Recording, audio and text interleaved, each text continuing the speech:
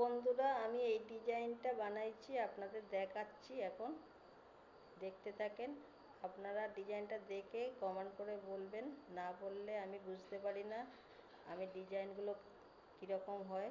আমার ডিজাইনগুলো সুন্দর হলে তাহলে আরও নতুন নতুন ডিজাইন বানিয়ে আপনাদের সামনে দেখাবো। এই দেখেন, এইটা হচ্ছে 6 কাঁটার ডিজাইন।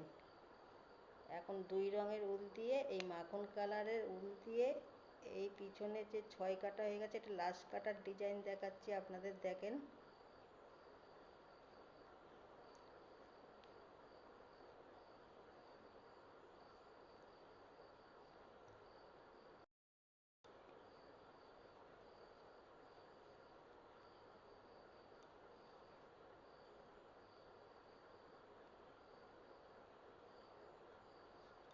আবার এই মাখন কালার দিয়ে